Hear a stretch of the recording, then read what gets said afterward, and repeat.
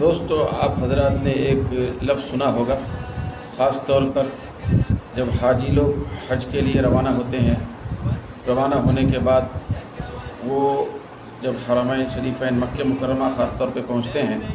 تو ان کی زبانوں پر یہ کلمہ جاری و ساری رہتا ہے، لبیک لبیک لبیک۔ تو دوستو، حضرت عائشہ صدیقہ رضی اللہ تعالی عنہا حدیث کو روایت کرتی ہیں کہ آقائے دو جہاں صلی اللہ علیہ وسلم نے ارشاد فرمایا کہ اذا قال العبد یا ربی یا ربی قال اللہ تعالی لبیک عبدی سل تعطا۔ یہ کنز العمال کی حدیث ہے۔ سرکار دو عالم صلی اللہ علیہ وسلم نے ارشاد فرمایا، جب کوئی بندہ اللہ تبارک و تعالیٰ کی بارگاہ میں ہاتھ اٹھا کر دعا کرتا ہے، پھر وہ کہتا ہے یا ربی اے پروردگار اے پروردگار، تو ادھر سے اللہ رب العزت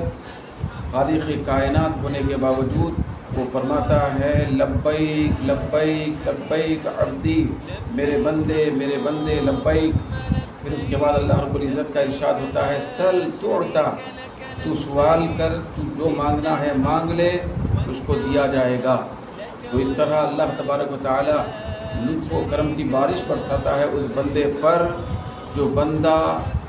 دعا کرتا ہے اللہ رب العزت کی بارگاہ میں ان کلمات کے ساتھ کہ یا ربی یا ربی یا ربی، تو ادھر سے اللہ تبارک و تعالیٰ کی طرف سے ندا ہوتی ہے لبیک لبیک لبیک۔